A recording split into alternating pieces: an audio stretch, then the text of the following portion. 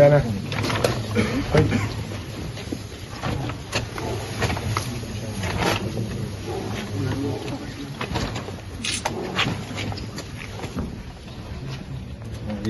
Lunedì.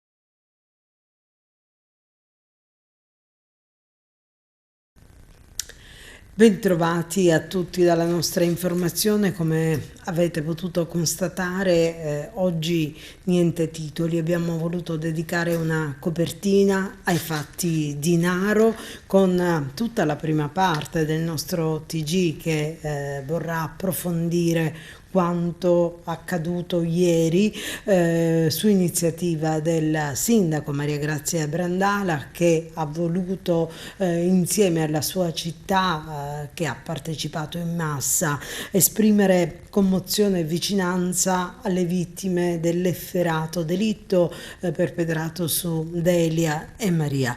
Le immagini, come avete visto, hanno parlato da sole e hanno messo in luce quella città di Naro, una città profondamente ferita, così come il suo popolo operoso e accogliente, che ha scelto proprio di scendere in piazza e aderire alla marcia dei 200 passi per Delia e Maria.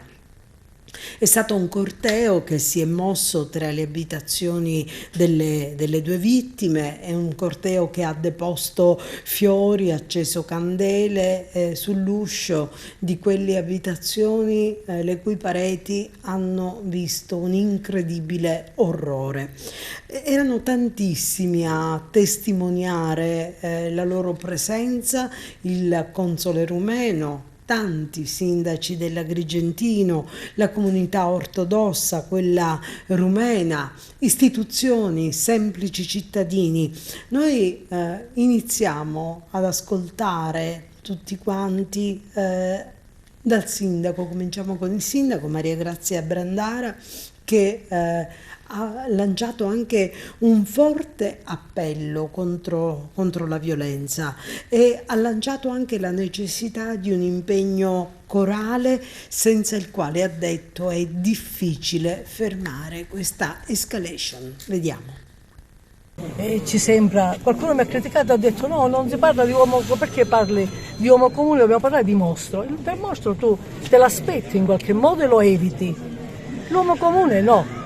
E quindi chissà quanti ce ne sono di mariti, di fidanzati che magari incominciano con lo schiaffo per arrivare poi ad altro, alle mogli, alle fidanzate, a non so chi, e poi piangiamo se c'è qualche cosa che non va, perché poi ci giriamo dall'altra parte. Allora un moto di coraggio da parte di tutti, quando sentiamo urlare, quando sentiamo qualche grido, quando sentiamo che c'è qualcosa che non va, noi non è che dobbiamo fare altro se non quello di andare nei carabinieri, alla polizia, insomma qualcuno che possa ascoltare il nostro grido di dolore, ma per salvare vite umane, e credo questo sia il nostro compito essenzialmente. Sindaco, quella sua è una manifestazione voluta, ma è anche una richiesta collettiva ai sindaci di mobilitazione contro la violenza in tutte le forme. Assolutamente sì. Noi abbiamo in questa provincia la fortuna che con i sindaci ci confrontiamo spesso per i temi importanti che accomunano tutte noi. E vuol dire che tra l'altro la battaglia principe di questo 2024 sarà quella contro la violenza. Però dobbiamo pensarci bene, ve l'ho detto l'ho detto spesso in questo momento, dobbiamo capire cosa fare, perché altrimenti ci ritroveremo, Dio non voglia, in altri contesti, in altre comunità, a piangere i nostri morti, e noi non vogliamo piangere i nostri morti. Noi dobbiamo avere quello scatto anche di educare la gente. È brutto dirlo, chi sei tu che educhi? No, io personalmente sono nessuno. Però voglio dire, se noi facciamo un'azione corale, un'azione comune e studiamo, ci mettiamo accanto degli esperti che ci facciano comprendere cosa è meglio fare per questa società che sta andando sempre più alla deriva, E allora noi diciamo no alla violenza. Oggi lo diciamo perché dobbiamo ricordare Delia e Maria che sono state uccise in una maniera orrenda, però subito dopo a questa bella nel senso di partecipata manifestazione deve seguire assolutamente un'azione. Io parlo dal lato nostro, da parte dei sindaci, poi insomma coinvolgeremo, come ho detto in altre occasioni, la stampa, per esempio, perché anche la stampa deve avere un ruolo importante, molto importante, per rieducare al rispetto dell'altro, perché se tu rispetti l'altro non ci pensi ad ucciderlo. E la marcia dei 200 passi ha avuto un minuto di raccoglimento in piazza Cesare Battisti davanti alla chiesa di Sant'Erasmo, poi si è mossa tra le vie Vinci e Vicolo Avenia dove abitavano le due donne uccise. Presente il console della Romania Carmen Axenie a testimoniare il dolore dell'intera nazione. Molte parole qua di un messaggio per rumeni e un messaggio sta bene, molto, non lo so come, să fie mai buni. Devono essere più buoni, di integrarsi meglio nella comunità locale per să se ajute între ei. E si devono aiutare fra di loro e devono essere vicini al momento del bisogno. Noi suntem qua aici să-i ajutăm, Noi siamo qui per loro, per să-i ajutăm, dar în astfel de momente ma in questi momenti simțim aceeași durere ca și ei. sentiamo gli stessi dolori che sentono loro. Ne pare rău foarte mult Ci dispiace per tutto că ciò. un orășel atât de frumos a fost tulburat de aceste evenimente. In una cittadina così bella come questa sia stata sconvolta di questo brutto avvenimento che è successo. Am simțit o grande dolore Ha sentito un grande dolore per questa. e per questo siamo qui vicini a loro. Anche de primărie, la invitația primariei pentru proiectul ăsta împotriva violenței domestice. Intanto ringraziamo tanto il sindaco di Naro locale che ci ha organizzato questo evento, la marcia dei 200 passi contro la violenza sulle donne. Pentru două cetățeni române, de concetățeni. Per i nostri connazionali, per le Anche nostre per due donne. două donne. Important messaggio, sono morti due donne. Dobbiamo trasmettere questo importantissimo messaggio che sono state uccise due donne. Grazie. Un dolore che è stato rappresentato anche dalla Chiesa ortodossa a cui le due donne facevano capo. Noi abbiamo avvicinato padre Danut Bacauanu, parroco della Chiesa di San Nicola e Santa Filofteia di Canicattì, che tra l'altro nel suo messaggio esorta anche a non utilizzare sostanze che possano annebbiare la capacità di agire. Nell'occasione di Epifania, come si usa nel rito cristiano ortodosso, già ho sentito dalle donne, ho sentito la paura e lo spavento per cosa successa. Io ho cercato di tranquillizzarle, di farli serene, in senso che non è una cosa che capita quando stai tranquillo in tua casa e viene qualcuno all'improvviso sopra di te. È stato un concorso dei fatti attorno di questa vicenda che ha generato la conclusione triste e malissimo. Noi veramente abbiamo trasmesso le nostre condoglianze per tutta la comunità, perché alla fine ci sono anime, ci sono somiglianze e immagini di Dio, non è importante in che modo vive uno. La mamma del presunto omicida ha chiesto scusa alla figlia di Maria Russo. Io ho sentito su questo, non so di preciso, ma secondo me la mamma non ha nessuna colpa, perché io sono padre ho dei figli, so che da una certa età, sapete anche voi, da una certa età non ce l'hai più il controllo sopra dei figli. Parli, le dici, però loro se non obbediscono che puoi fare? Niente. Allora io penso che secondo me la mamma è sempre come noi addolorata, è in tristezza, in rammarico, perché alla fine ha perso chissà per quanti anni un figlio. Cosa sta succedendo a questa società che ammazza con questa facilità? È il consumo delle sostanze che ha fatto uscire fuori questa grande, triste vicenda, perché si sa, si è fatta una piccola festa, tra virgolette, con alcol, con le sostanze stupefacenti, alla fine si hanno perso il cervello. Il cervello è andato in buio e un cervello in buio non pensa come quello che è diciamo, illuminato. Tante aspettative io non ce l'ho, veramente la comunità narese, sia italiana che rumena, è una comunità tranquilla, una comunità serena, di brave persone, molto accogliente questa comunità. È un caso eccezionale che è successo questo qui. Non mi aspetto che con le mie parole si cambia qualcosa. Preghiamo al Signore che non ci sarà più possibile di succedersi una cosa di genere, ma sapete, possiamo essere compassionevoli assieme alla comunità, altro che possiamo fare.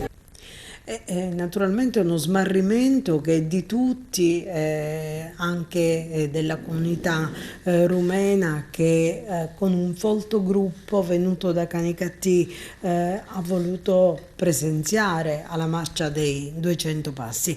E noi abbiamo avvicinato uno dei rappresentanti della stessa che tra l'altro si è fatto portavoce della necessità di chiedere al governo maggiore sicurezza per tutti.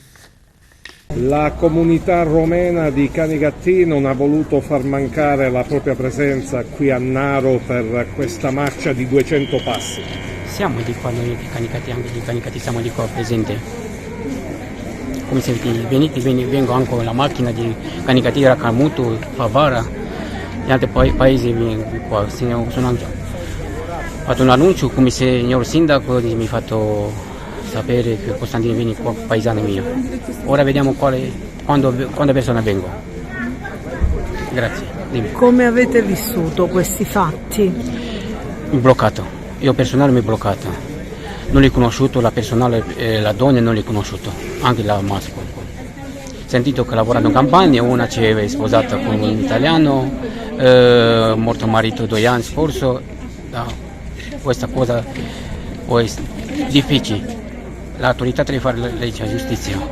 Un appello per voi giornalisti, governatori, Meloni, cambiare la legge, ministro di giustizia interne. Questa violenza alla donna non si può stare sempre così. Paura di uscire alla strada, bambini, sempre. La sera, la mattina, qui in Naro, che tutti gli italiani, guardiamo che italiani, che romeni, tedesco, come diciamo, non facciamo discriminare. Il problema è cambiamo la legislazione. Più duro, più aspro la legge, questa violenza alla donna, ora bambini, la strada. E chiudiamo questa ampia pagina dedicata ai fatti di Naro proprio con l'arte che si mette a disposizione per lanciare un messaggio contro la violenza. Proprio a Naro vorrei realizzare un secondo film che guarda caso si intitola Le donne di Naro. Lo afferma il regista e sceneggiatore Rocco Mortelliti, che nel 2012 scelse proprio la Fulgentissima come set naturale per il film scritto a 4 mani con Andrea Camilleri. Da nord a sud la nostra Italia, dice, si mappa di femminicidi e non si parla più di bellezza e di luoghi da visitare. Questo è solo uno dei passaggi contenuti in una lettera che Mortelliti ha scritto al sindaco Maria Grazia Brandara, in cui annuncia appunto l'intenzione di tornare a Naro per realizzare un film. E adesso passiamo a un'altra vicenda, quella che ha aperto un ampio dibattito in città sul rifacimento della Villa del Sole, i cui alberi sono stati abbattuti per fare posto ad un progetto che ne vede la ripiantumazione e poi la creazione all'interno della stessa di una nuova struttura scolastica. I lavori sono iniziati, poi sono stati fermati perché pare manchi un parere della soprintendenza, ma che dal comune dicono di avere acquisito addirittura con una nota la 9559 del 19 luglio 2022. Oggi il Codacons, che ha da subito sollevato qualche anomalia, ha chiarito alcuni di questi punti secondo la sua visione in conferenza stampa. Sentiamo. Giuseppe Di Rosa, oggi una conferenza stampa per illustrare quali sono le reali condizioni di Villa del Sole, che stiamo vedendo che tutto è stato capitozzato, però a quanto pare mancava un permesso importante della sovrintendenza. Non mancava. Il permesso della sovrintendenza per l'appalto dei lavori pubblici è essenziale, è una delle prime cose che doveva ottenere il Comune di Agrigento, prima ancora di andare in gara, prima ancora di aggiudicare lavori e prima ancora di iniziarli. Oggi vogliono mitigare tutto, dicono che non erano iniziati i lavori, mentre il sindaco ha posto la prima pietra il 29 di novembre del 2023, mentre l'impresa aveva apposto la cartella, come potete vedere davanti al cancello, di inizio dei lavori e di cantiere, e oggi vogliono far capire che invece sono in attesa del nulla osta sul progetto esecutivo, sul progetto finale della cantierizzazione. Noi non siamo assolutamente contro al progetto, abbiamo sempre detto che avremmo speso questi 4 milioni per sistemare tutti gli asili della città di Agrigento e sistemare e ritornare a far vivere la Villa del Sole. I soldi c'erano, si poteva fare, nessuno può dire che non è così, non stiamo dicendo assolutamente le corbellerie che dicono loro. Una cosa è certa, con le altre associazioni stamattina presenti alla conferenza stampa, Maria Amico, Legambiente, Punte a Capo, altre che non erano presenti ma per motivi personali, perché capite che abbiamo fatto tutto in fretta e furia questo sabato mattina, firmeremo una richiesta alla Procura della Repubblica di essere sentiti tutti in quanto persone a conoscenza di fatti e a conoscenza di reati perpetrati contro il pubblico. Non possiamo nascondere che purtroppo Agrigento, purtroppo per loro, si può amministrare anche nella legalità. Mario Aversa, Associazione Punto a Capo, ecco il vostro punto di vista. Sì, io penso che è stato consumato un grave atto in danno degli agrigentini di famiglia, dei bambini. Nel momento in cui si è fatto questo intervento presso la Villa del Sole, che era punto di riferimento appunto, noi aspettavamo che si facessero lavori di ristrutturazione della Villa del Sole e non della capitozzatura, della devastazione di 1000 metri quadrati, 10.000 metri quadrati qualcuno dice, di un'area destinata al pubblico. Non sappiamo che fine farà quest'area finora destinata al pubblico, non sappiamo. Mi sembra di essere ritornata ai tempi del marchese Onofrio del Grillo, della Roma capitolina dell'Ottocento, dove usava dire: io sono io, voi non siete un cazzo. Ora dico, ma questi soldi perché non li dirigevate verso il Parco Icori, per esempio, e alla Villa del Sole la restituivate così com'era, togliendo le parti ammalorate, riqualificandola, anziché ricorrere a un progetto, si sente dire 4 milioni, 3 milioni e mezzo di euro, scusate. C'è qualcosa che sentiremo la conferenza stampa a posteriore di quello che è stato fatto, perché quando ho capito si sono iniziati i lavori senza l'autorizzazione della soprintendenza, cosa che stanno cercando di avere a lavori ultimati, a lavori iniziati voglio dire, e la posa della prima pietra doveva avvenire secondo me prima, dopo aver acquisito l'autorizzazione della soprintendenza, non dopo, va bene?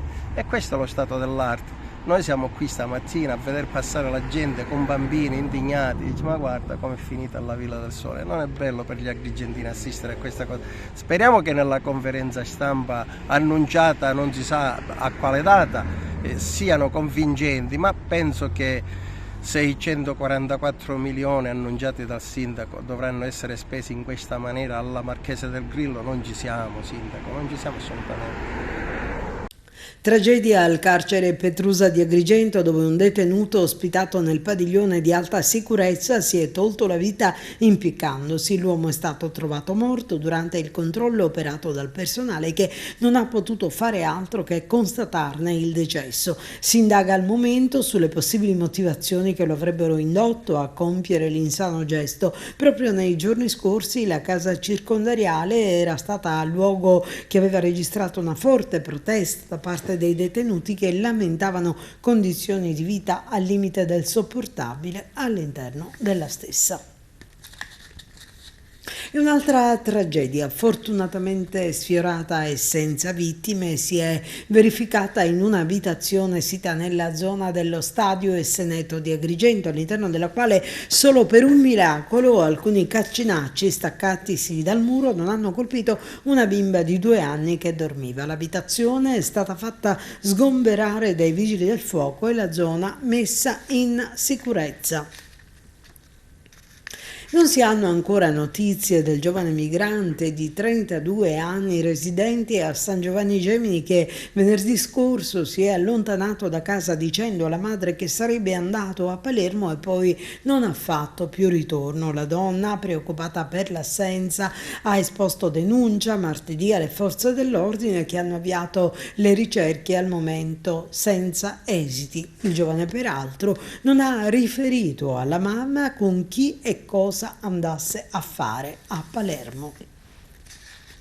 E adesso 2 brevi di cronaca, brevissime. Il furgone di un commerciante di prodotti ittici è andato in fiamme a Siculiana, mentre a Burgio sono stati rasi al suolo 8 alberi di ulivo che si trovavano all'interno di una proprietà dell'assessore Calogero Piazza. Su entrambi i fatti indagini sono in corso. Sull'ultimo in particolare interviene la Democrazia Cristiana con Totò Cuffaro e l'onorevole Carmelo Pace. L'intimidazione subita dall'assessore di Burgio Calogero Piazza, dice, è un gesto ignobile che va fortemente condannato. Lo dichiara Totò Cuffaro, che auspica che al più presto gli inquirenti facciano chiarezza su quanto accaduto. E dello stesso tenore è anche la dichiarazione dell'onorevole Carmelo Pace.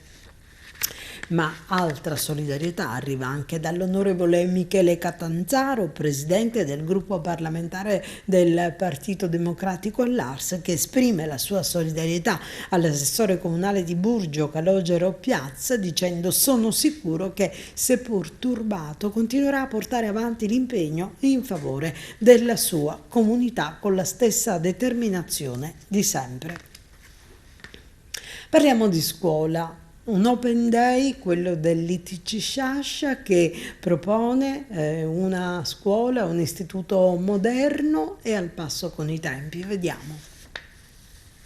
Open Day oggi e domani domenica all'Istituto Sciascia per illustrare quali sono i nuovi indirizzi e perché iscriversi al vostro istituto. Open Day in tantissimi fine settimana, ma anche durante le mattine di lezione abbiamo aperto le porte dell'istituto agli studenti chiamati prossimamente alla scelta della scuola superiore da frequentare. Siamo tutti disponibili a raccontare la nostra esperienza all'interno di un istituto tecnico che ha una tradizione lunghissima, che consente tutte le possibilità non soltanto dei lavori che oggi si conoscono, ma anche di quelli che stiamo provando ad immaginare o che saranno poi ai quali lavori potranno essere interessati i nostri alunni futuri diplomati.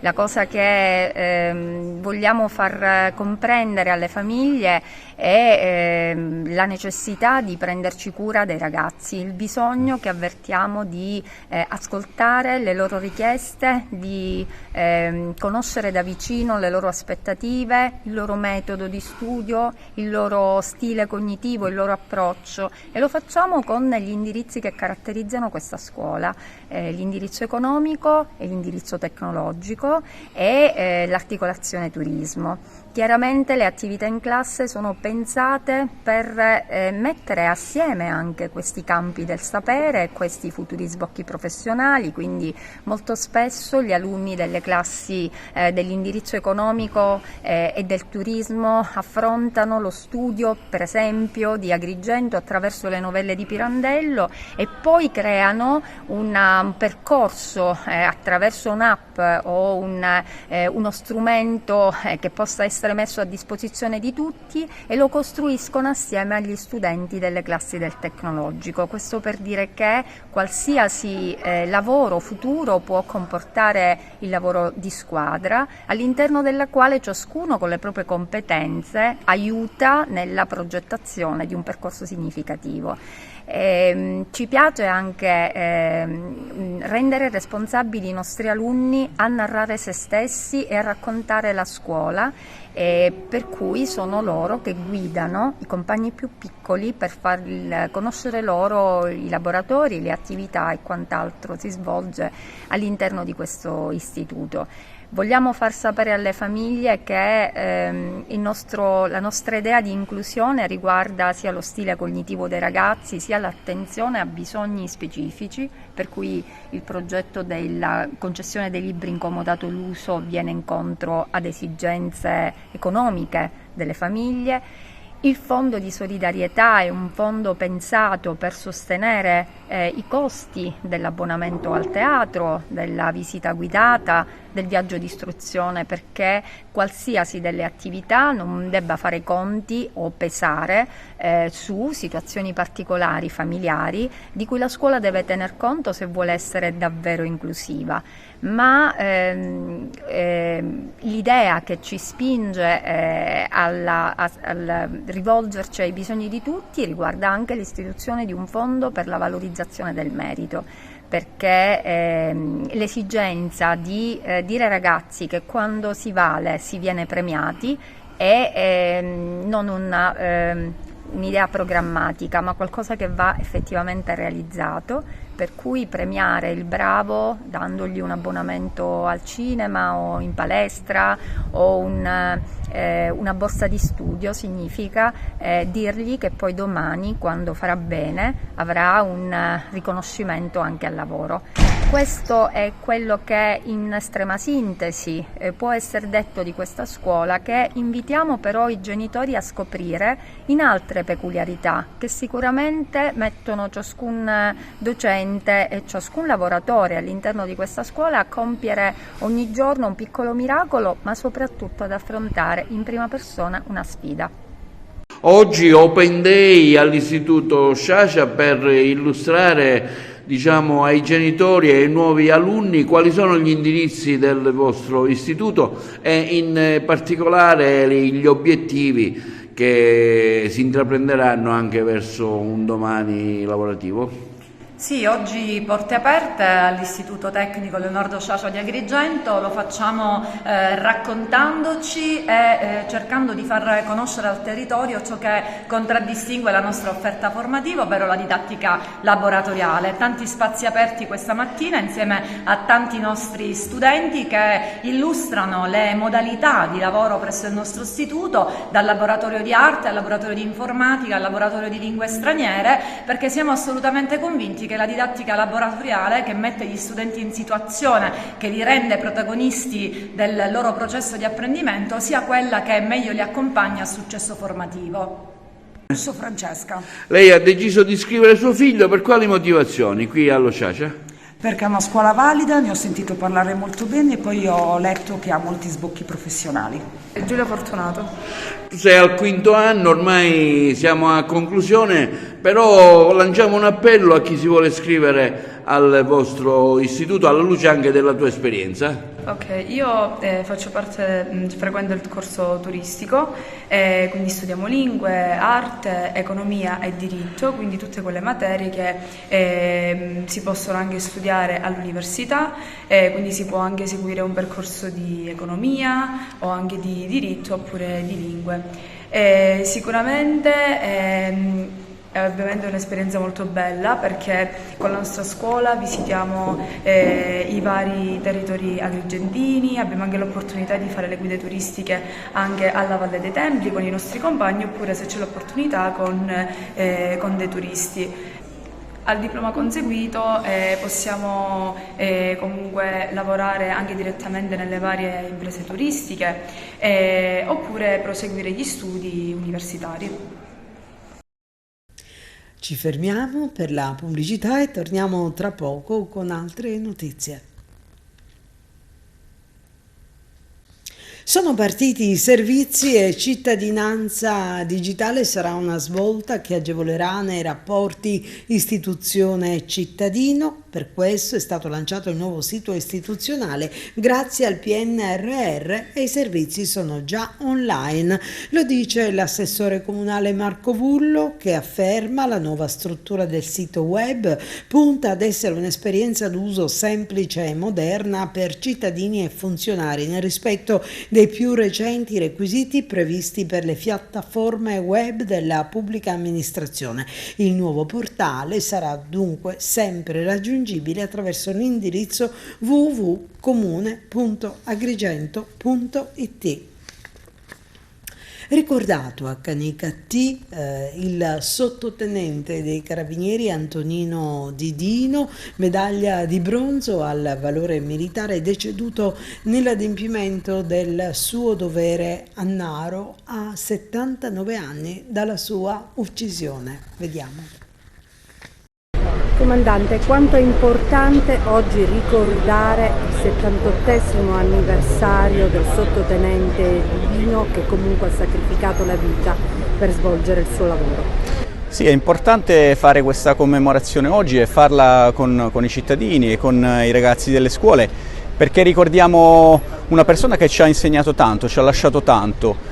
Nel suo servizio si è ispirato sempre ai valori di generosità, di vicinanza alla popolazione. Ha cercato, nella circostanza che gli è costata la vita, di risolvere una ribellione, un momento difficile, cercando il dialogo con i rivoltosi anche a costo della sua vita. Si presentò disarmato e cercò appunto di evitare l'uso della forza in ogni modo e lo spargimento di sangue e questo gli costò la vita, per cui è una persona che ci lascia un insegnamento importante. È un carabiniere che per noi è fondamentale nella storia dell'arma di questo territorio, ma è anche un cittadino che ha insegnato molto, che viene ricordato perché è stato apprezzato dai cittadini di Canicattì e da questa comunità. L'importanza della presenza delle scuole e delle nuove generazioni alla funzione religiosa di oggi. È importante che partecipano i ragazzi perché oggi offriamo un modello, offriamo un esempio positivo che può suscitare nei ragazzi una riflessione, può insegnargli un valore, può insegnargli dei valori che magari di cui non si discute normalmente durante le lezioni, quindi anche per loro questa è un'esperienza. Sindaco, l'importanza di ricordare chi ha sacrificato la propria vita nel compimento del proprio dovere e di farlo alla presenza non solo delle istituzioni e delle autorità, ma anche dei giovani studenti. Vabbè, già è un momento significativo anche il ricordo anche del tenente Didino perché è stato ucciso barbaramente, è un momento che c'era stata una rivolta a Naro, per cui dico si è precipitato andando a Naro e lui a quanto pare, avendo avuto modo anche di parlare direttamente con i rivoltosi, era arrivato quasi a un punto anche di svolta positivamente, invece è stato ucciso a bruciapelo, per cui dico oggi ricordare anche le figure del tenente Didino che era il comandante della tenenza di Canicattì, credo che sia fondamentale e importante, per cui esserci anche oggi direttamente qua agli studenti è ancora molto più importante far conoscere la figura del tenente Didino, per cui io dico un ringraziamento va direttamente sempre all'Arma dei Carabinieri, ma maggiormente al colonnello De Tullio che ha voluto fortemente di nuovo questo momento significativo e importante in ricordo anche del tenente di Dino, per cui dico per noi era significativo, importante essere presente, così come si è state sempre presente anche nelle altre manifestazioni, ma maggiormente in queste occasioni. Sono occasioni che non possiamo dimenticare chi ha perso barbaramente la vita per dare un servizio e essere un servitore dello Stato. Sindaco, l'importanza di ricordare il sottotenente che ha perso la vita mentre svolgeva il suo lavoro e l'importanza di farlo alla presenza non solo delle istituzioni ma anche delle scuole di Canicattì. È fondamentale la presenza in questi avvenimenti importanti che ricordano a noi tutti di quanto sia fondamentale come uomini delle istituzioni essere presenti e varcare e demarcare il confine in maniera chiara e inequivocabile tra ciò che è il bene e tra ciò che è il male. Infatti in questi giorni a Naro è successo un fatto mostruoso e oggi pomeriggio alle ore 17 saremo lì a fare la marcia dei 200 passi. Quindi ogni qualvolta che c'è da parte dell'istituzione un richiamo a ciò che è il bene, noi siamo sempre lì a rappresentarlo con la nostra presenza, con la nostra fascia tricolore, perché dobbiamo sempre difendere ciò che è il bene dal male. Intelligenza artigianale e artificiale. Interessante convegno tenutosi stamattina, voluto dalla CNA al Museo Griffo di Agrigento. I particolari in queste interviste.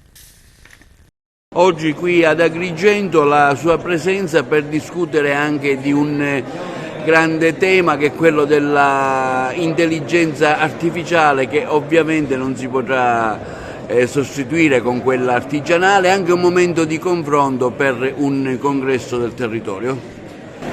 Sì, torno in Sicilia subito dopo esserci stato prima di Natale, una terra a cui voglio bene, una terra di cui ho grande stima sia degli imprenditori che dei dirigenti della nostra associazione. Con questa lungimiranza, non a caso, oggi in un posto che evoca la storia e si parla di futuro, di intelligenza artificiale, di un futuro che sarà ineludibile, è giusto dirlo, ma di un futuro che metterà profondamente in discussione i nostri mestieri. Per qualcuno sarà un aiuto, sicuramente nel lavoro, per tanti sarà un aiuto nel lavoro, per tanti altri ci sono preoccupazioni che il proprio lavoro venga sostituito.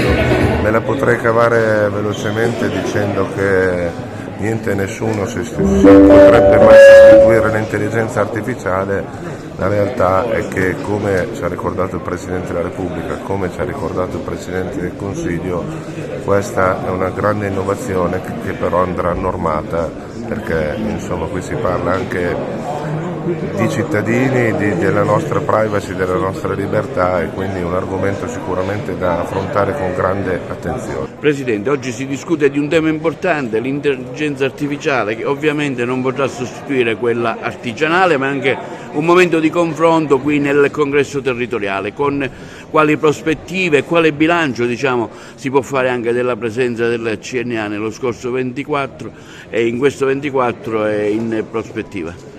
Sì, oggi noi abbiamo convocato e celebreremo la nostra assemblea provinciale, un'assemblea di metà mandato dove faremo il punto della situazione, di quello che abbiamo fatto e dei progetti che abbiamo in cantiere. Naturalmente ci focalizzeremo l'attenzione sull'intelligenza artificiale, che è un tema abbastanza trattato in questi ultimi tempi. Financo il Presidente della Repubblica nel suo messaggio alla Nazione ha parlato di intelligenza artificiale. E nella fattispecie noi vorremmo trattare l'intelligenza artificiale rispetto all'intelligenza dei nostri artigiani, del saper fare degli artigiani, del bello dell'artigianato. Quindi questo dualismo tra intelligenza artificiale che potrebbe sopperire la manualità e l'intelligenza artigianale. Per noi sarà un'opportunità, avremo un parterre interessantissimo, docenti universitari che ne parleranno, quindi sarà un momento per fare il punto sulla situazione e capire le prospettive rispetto a quello che ci aspetta nel futuro. Claudio Spoto, oggi si raccolgono i frutti di un intenso anno lavorativo, ma si fa anche una prospettiva per il 2024 tenendo conto un tema importante, intelligenza artificiale, che ovviamente non potrà essere mai sostituita da quella artificiale. e noi ce lo auguriamo ed è proprio questo è lo spirito dell'iniziativa di oggi, ecco, mettere sul piatto quelle che sono i rischi, le criticità ma le opportunità. Ecco, un momento importante con relatori qualificati, abbiamo esperti, abbiamo un professore universitario, ecco, per mettere a fuoco questo tema, per dire ai nostri artigiani, ai nostri imprenditori che la tecnologia che avanza non si può fermare, non va ignorata, ma va integrata, va modellata secondo quelle che sono le nostre esigenze, perché ovviamente il nostro saper fare non può perdere il proprio valore a scapito dell'intelligenza artificiale. Ci deve essere solo di ausilio e di aiuto. Sarà una bella mattinata di lavori con un'assemblea territoriale che vede qualificati interventi. Abbiamo il nostro presidente nazionale Dario Costantini che ci onora della sua presenza, ma così come tutti i vertici regionali e tutta la CNA delle altre province. Ecco, questo è un modo per ribadire che la CNA è una grande famiglia unita, è un grande sistema che sta accanto alle imprese per cercare di dare aiuto, sostegno e un supporto per la crescita dell'economia del nostro territorio. Piero Giglione, segretario regionale della CNA, oggi un momento di confronto con questa conferenza che ha un tema importante, intelligenza artigianale e artificiale. Evidentemente quella artigianale non potrà mai sostituire quella artificiale. Sì, i dati lo dicono, veniamo dei dati che escono da Infocamere, dove la tendenza in Sicilia è in crescita, sia nell'ambito delle imprese iscritte al registro delle imprese siciliane, ma anche una controtendenza. Dal 2012 al 2019 abbiamo avuto un calo dell'iscrizione delle imprese artigiane. Dal 2020 a oggi c'è stata una crescita piccola, progressiva, complessivamente di 1000 imprese. Vuol dire che le nostre imprese si stanno modificando, stanno cambiando quello che è il modello dell'artigianato, utilizzando le nuove tecnologie.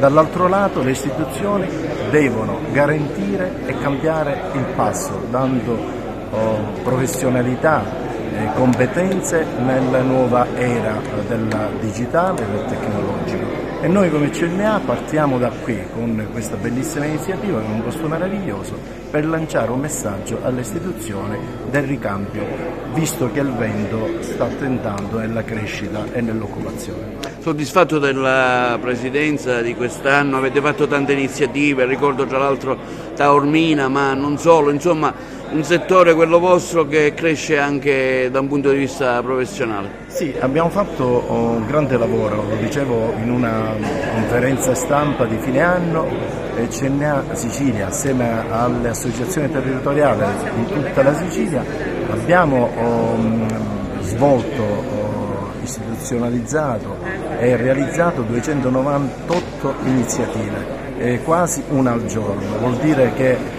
le nostre aziende, i nostri dirigenti hanno voglia di crescere e in particolare nel mondo dell'artigianato, come dicevo, ma del turismo e dell'agroalimentare. Noi stiamo puntando tanto, tant'è che i dati Istat ci dicono e ci danno ragione che la crescita dell'occupazione del 5,9 e del 3,9 dell'ultimo trimestre in Sicilia è in avanzo, in crescita in quei settori.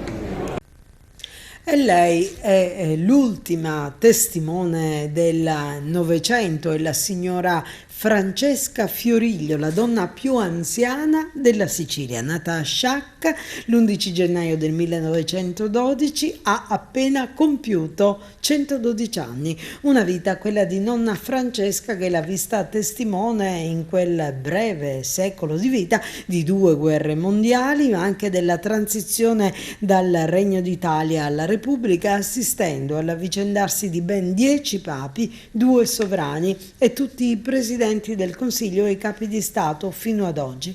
Alla donna di Sicilia arrivino i nostri auguri.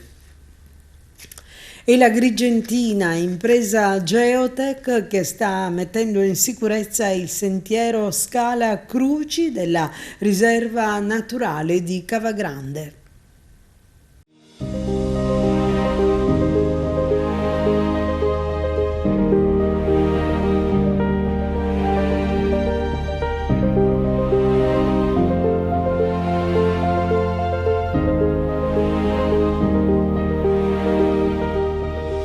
Impossibile inerpicarsi sulle ripide pareti rocciose che sovrastano il percorso denominato Scala Cruci, la via d'accesso agli splendidi laghetti della riserva di Cava Grande e che ricadono nel territorio di Avola. L'unica possibilità di piazzare pali e reti nei punti prescelti per disinnescare le conseguenze di possibili crolli è quella di affidarsi agli elicotteri. Ronzano con la delicatezza di una libellula i velivoli su questa perla del patrimonio naturalistico siciliano, una presenza che è garanzia di quanto sia ormai prossima la riapertura di quel sentiero a rischio e che da anni è off limits.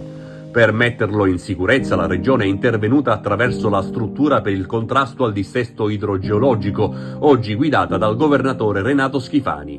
Dai rilievi alla progettazione fino all'affidamento dei lavori che hanno preso il via nello scorso mese di marzo, gli uffici diretti da Maurizio Croce, dopo aver messo a disposizione i fondi necessari, hanno bruciato rapidamente le tappe per consegnare già in primavera ai visitatori anche questa porzione dell'area protetta del Siracusano.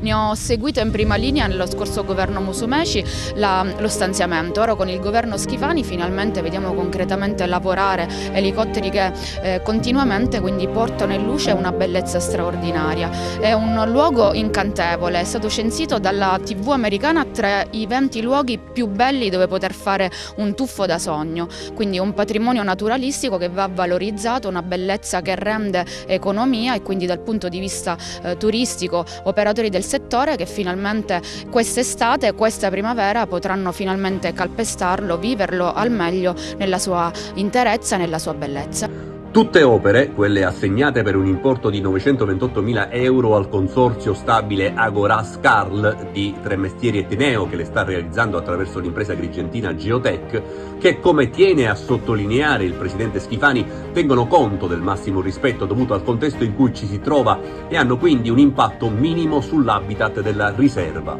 Opere mirate a proteggere l'incolumità di chi si addentra nell'area protetta. Il percorso verrà messo in sicurezza mediante il disgaggio di alcune parti rocciose che erano criticamente instabili e poi verranno aggiunte delle reti paramassi, e delle barriere paramassi e delle staccionate a salvaguardia delle piccole, dei piccoli ciotoli che potrebbero cadere a salvaguardia del percorso. Attraversata dal fiume Cassibile, la riserva di Cava Grande si estende per 2.760 ettari nei territori dei comuni di Avola, Noto e Siracusa, fruibili al momento soltanto gli accessi di Carrubella e Stallaini. I lavori in corso consentiranno di riaprire anche il varco di Belvedere e dal camminamento di Scala Cruci si potrà finalmente accedere direttamente nel fondovalle, e dove si è formato quel sistema di piccole cascate e laghetti che in tutto il mondo rappresenta uno dei tanti spot di quella terra meravigliosa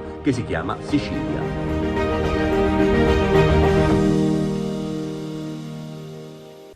E adesso una pagina dedicata al teatro, in particolare a quello della Posta Vecchia che stasera e domani ci propone nuovi appuntamenti. Massimiliano Bono e Rosario Terranova in Io non sbaglio mai. Sabato 13 gennaio alle ore 21 e domenica 14 alle ore 18 al Teatro della Posta Vecchia imperdibile spettacolo con Rosario Terranova e il piccolo e bravissimo Massimiliano Bono in Io non sbaglio mai, uno spettacolo scritto e diretto da Giulia Galati. Ingresso euro 10. Ridotto per under 14 e over 65 euro 8. Vi aspettiamo numerosi. Ciao a tutti. Siamo in chiusura, come di consueto Carmelo Lentini e Giuseppe Moscato ci fanno una panoramica del fine settimana calcistico che interesserà Akragas e Profavara. Quella che si presenta ai nastri di partenza all'inizio del girone di ritorno sarà un Akragas che ha fortemente sfoltito la propria rosa, inserendo dei nuovi innesti tutti di prospettiva. Sono andati via infatti Leuca, Giama, Morimoto, Pattano, Rossi, Trombino, Lemur, Rea. In poche parole, la linea dei senior di grande esperienza e qualche giovane ai quali se ne potrebbe aggiungere anche qualche altro. Una compagine dei tempi che così abbassa la media età della squadra con l'intento di valorizzare maggiormente i tanti giovani di buona levatura tecnica che giocando acquisterebbero maggiore esperienza. Dopo il pari esterno conquistato nella prima di ritorno contro i cugini del Licata, la squadra del Tecnico Coppa è chiamata ad esordire sul proprio campo ospitando la Gioiese, squadra calabra che veleggia nei bassifondi della classifica generale. Purtroppo questa gara di campionato dovrà giocarsi a porte chiuse per la ben nota sconfitta combinata dal giudice sportivo in settimana in seguito ai botti scagliati sul terreno di gioco gara contro il Licata da alcuni sostenitori biancazzurri. Il Seneto dunque deserto con i soli addetti ai lavori. La sfida di questo pomeriggio, di domani pomeriggio, non si presenta affatto facile, anche perché la compagine calabra, dopo una breve crisi societaria, ha ricomposto i vertici e richiamato alla guida tecnica l'allenatore Alessandro Caridi, una squadra giovane che punta sui propri giovani dal vivaio, per poter proseguire il campionato sino alla fine nella maniera più dignitosa possibile, si legge in una nota della stessa società viola. Nel girone di andata l'Agregas si impose a Gioia Tauro grazie alla rete di Trombino, che così vendicò la sconfitta interna con il Licata. L'11 biancazzurro di Marco Coppa è orientato a confermare l'asse di centrocampo, formato da Garufo, Sanseverino e Grillo, poi con quello difensivo Cipolla, Fragapane e Rechicchi, con la linea d'attacco a tutte giovane formata da Di Mauro, Di Stefano e Scozzeri. Della compagine viola ospite si sa pochissimo, a parte i punti sinora conquistati, che sono appena 4. Poi una sola vittoria, 16 sconfitte e un pari, 45 le reti subite e 7 quelle realizzate, con De Marco migliore marcatore con 2 gol. Questa sfida, a inizio alle ore 14:30, verrà diretta da Roberto Carrisi di Padova, con assistente Flavius Costel Condru di Castelfranco Veneto e Davide Carraretto di Treviso. Dunque si gioca la seconda giornata di ritorno di questo campionato nazionale di Serie D Gironei. 3 gli anticipi, mentre domenica si giocheranno tutte le altre. Una giornata particolare i cui risultati finali potrebbero dare ulteriore ossigeno sia per la zona di centroclassifica che per la vetta. Queste le gare: Agregas Gioiese, Canicatti Portici, Reale Casalnuovo Licata si gioca sabato, Castrovilla Ragusa, anche questa si gioca in anticipo, e infine Vibonese Sant'Agata che si giocherà anche questa di sabato. Poi domenica Locri Siracusa, Reggio Calabria Acireale, San Cataldese San Luca.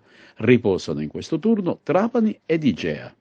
Mister Marco Coppa, domani alle Seneto arriva la Gioiese, si giocherà a porte chiuse, ma quello che più conta è la vittoria. I 3 punti sono fondamentali per risalire la classifica.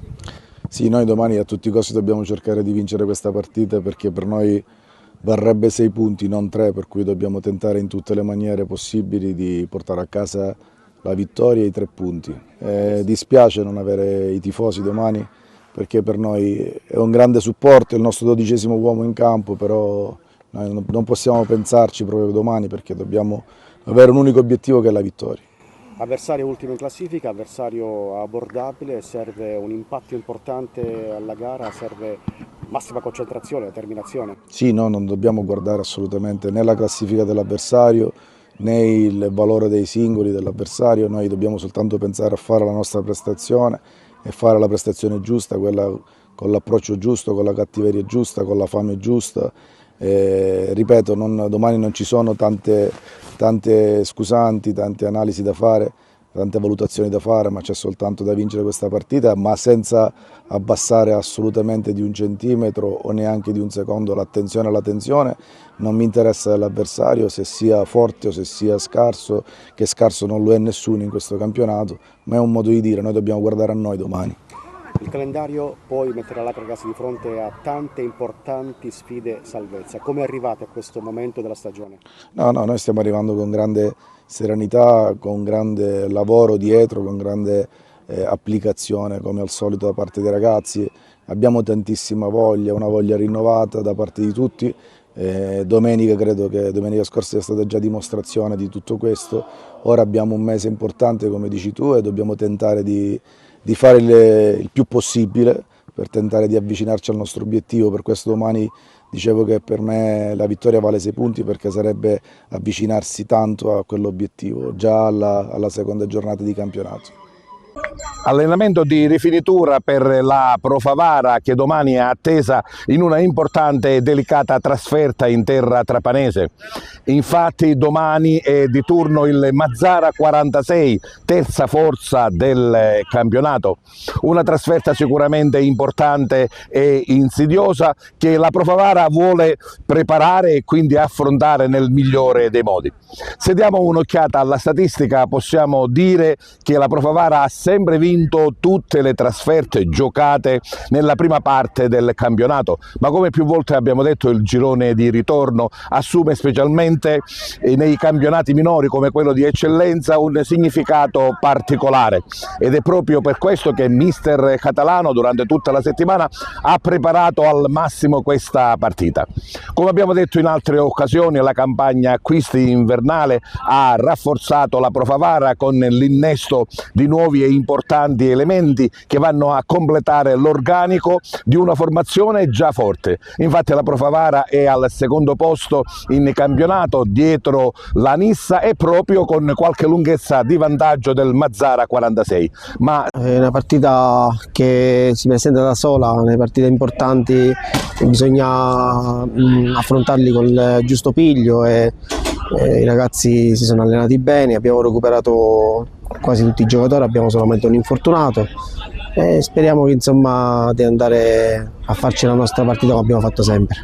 Indubbiamente la Pro Favara ci crede, si è rinforzata durante la campagna invernale, ha lavorato molto anche durante la pausa natalizia, quindi praticamente si prosegue il girone di ritorno sempre con un passo veloce.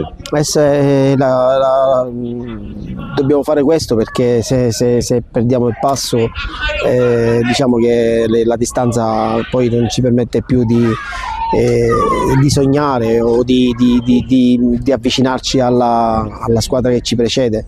Noi abbiamo rafforzato nella seconda parte della stagione, perché sono andati via 2 giocatori, ne sono arrivati altri 2, poi abbiamo preso anche un buon portiere, senza nulla togliere a Sesai, che si voleva avvicinare a casa, e quindi in buona sostanza credo che si è perso poco a livello, diciamo, tecnico, anzi si è messa un po' più di esperienza rispetto a quello che era nella precedente parte di campionato. Quindi si affronta il campionato di ritorno, ripeto, con grinta e voglia di fare il massimo. Assolutamente sì, non abbiamo mai mollato, anche nei momenti di difficoltà, abbiamo avuto parecchi infortuni. La settimana scorsa avevamo 5 giocatori fuori e siamo riusciti a vincere contro una squadra mettendo in campo difensori come attaccanti, quindi voglio dire, insomma, se lo spirito è questo, io ho fiducia nel mio gruppo, poi il campionato ancora è lungo, poi si vedrà. Termina qui il nostro telegiornale, grazie per aver seguito la nostra informazione. Noi vi diamo appuntamento a lunedì con TVA Notizie che torna alle 14. A tutti voi buon weekend.